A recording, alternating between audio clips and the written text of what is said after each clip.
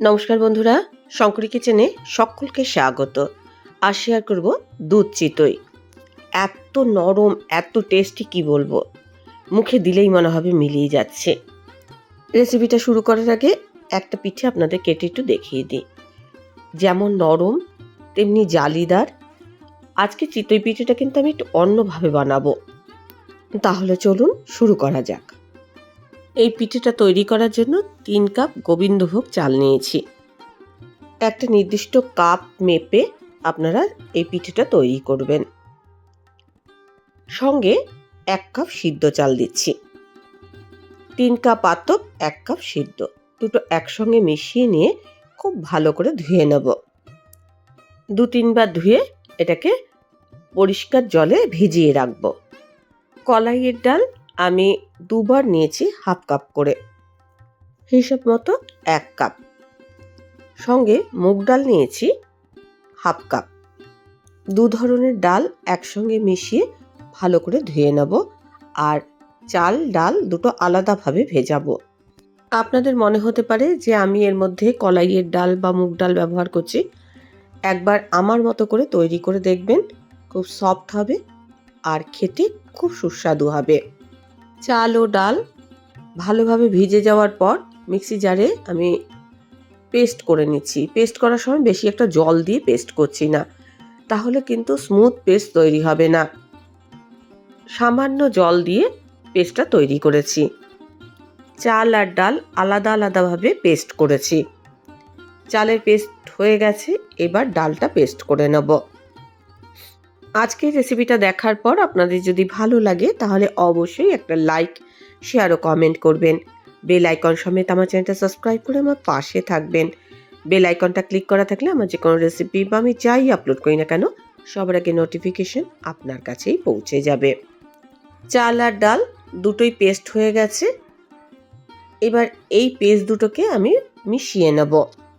চাল আর ডাল যখন পেস্ট করবেন তখন চাল আর ডালটা ভেজা অবস্থায় যতটুকু জল আছে ওই অতটুকু জলের মধ্যে পেস্ট করবার চেষ্টা করবেন।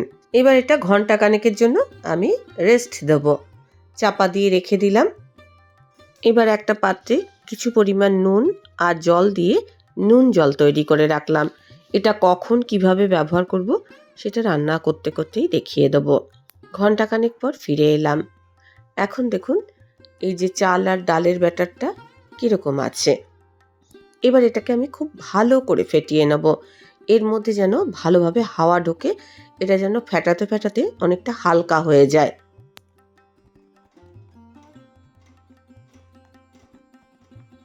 ফেটানো হয়ে যাওয়ার পর এটা হালকা হয়ে গেছে। কিছুটা পরিমাণ ব্যাটার আমি আলাদা সরিয়ে রাখছি, আর কিছুটা পরিমাণ ব্যাটার এমনি রেখে দিলাম।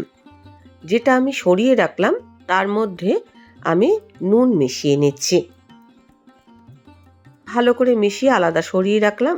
আর যে ব্যাটারটা আলাদা সরিয়ে রেখেছিলাম সেই ব্যাটারটার মধ্যে আমি আধমালা নারকেল কোড়া দিয়ে দিলাম। আর দিয়ে দিচ্ছি স্বাদ মতো পাটালি গুড়। ভালো করে এগুলো মিশিয়ে নেব। যেহেতু শীতের পিঠে খেজুরের গুড় ছাড়া ঠিক ভালো লাগে না। গুড়টা মিশিয়ে আমি আরও একবার এই যে চাল ডাল নারকেল ফেটিয়ে নিচ্ছি। দেখবেন ফেটানোর পর এর কালারটা অন্যরকম হয়ে যাবে, গুড়ের একটা কালার চলে আসবে। এই সময় খুব বেশি মিষ্টি দেবেন না, কেননা এটা তো দুধে ফুটবে, সেই সময়ও আমরা কিছু মিষ্টি ব্যবহার করব। দুধ জায়গায় একটু পরিমাণ বুঝে মিষ্টিটা ব্যবহার করবেন।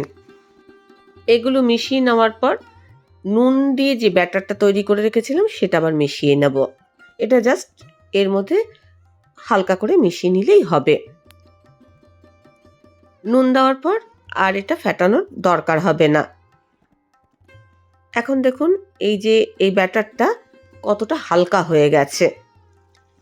এবার আমি একটা পাত্রে 1 লিটার দুধ ফুটিয়ে নিচ্ছি। একদিকে দুধটা ফুটিয়ে নেব আর অন্যদিকে চিতই পিঠেটা তৈরি করে নেব। আমি যে নুন জলটা তৈরি করে রেখেছিলাম সেটা কড়াইয়ের মধ্যে আমি দিয়ে দিলাম। আমি কিন্তু মাটির সরাতে এই চিতই পিঠেটা করছি না। সবার আগে নুন জল দিয়ে এই কড়াইটাকে সিজন করে নিতে হবে। তারপর বেগুনের বোটার মধ্যে সামান্য সাদা তেল লাগিয়ে কড়াইয়ের মধ্যে বুলিয়ে দিতে হবে। মাটির সরা ছাড়াই কিন্তু কড়াইয়ের মধ্যে সুন্দরভাবে চিতই পিঠেটা হবে। এবার অল্প অল্প গোলাটা আমি এই কড়াইয়ের মধ্যে দেব, আর চাপা দিয়ে আমি এটা কম আঁচে রান্না করব। এদিকে দুধটাও কিন্তু ফুটে উঠেছে। আজকে চিতই পিঠে করার জন্য না মাটির সরা লাগবে, না মাটির উনুন লাগবে। জাস্ট গ্যাসের উনুনে আপনি সুন্দরভাবে চিতই পিঠে তৈরি করতে পারবেন। চাপা দিয়ে আমি 2-1 মিনিট রাখলাম। তারপরে প্লেন জল, এটা কিন্তু নুন জল নয়, এই যে চাপার সাইডে দিয়ে আমি দিয়ে দিলাম। এরকম 2-3 বার দিয়েছি। তারপরে আমি চিতই পিঠেটা আপনাদের দেখিয়ে দিচ্ছি। দেখুন এখন ওপরটা কি সুন্দর ফুলে উঠেছে।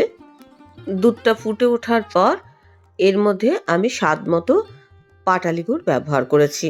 ভালো করে মিশিয়ে নিচ্ছি, গরম অবস্থাতে গুড়টা মিশিয়ে নিলাম। এবার এক এক করে চিতই পিঠেগুলো আমি দুধের মধ্যে দিয়ে দেব। দুধটা গরম আছে আর চিতই পিঠেগুলো গরম গরমই দুধের মধ্যে দেব। দেখুন একদিকে একটা করে পিঠে আমি তৈরি করছি, দুধের মধ্যে দিচ্ছি, আবারও পিঠেগুলো তৈরি করছি, আর প্রত্যেকটা পিঠে খুব সুন্দরভাবে ফুলেছে। এই পিঠেগুলো গরম গরম খেতে তো খুবই ভালো লাগবে। আধ ঘন্টার মধ্যে এর মধ্যে খুব সুন্দর রস ঢুকে যাবে। বাসি করে এই পিঠে খেতে আরও ভালো লাগবে। পিঠের ভেতরে রস একেবারে টইটুম্বুর হবে।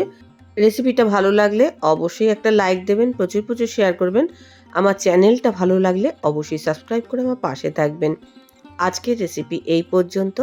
দেখা হবে নতুন কোনো রেসিপি নিয়ে, নতুন কোনো এপিসোডে। এতক্ষণ আমার সঙ্গে থাকার জন্য অনেক অনেক ধন্যবাদ। পিঠেটা কিন্তু এতটাই নরম হবে, আপনি কিন্তু খেতেই থাকবেন, এত ভালো হবে। শীত থাকতে থাকতেই অবশ্যই একবার এরকমভাবে চিতই পিঠে করে দেখুন, অসাধারণ টেস্ট হবে।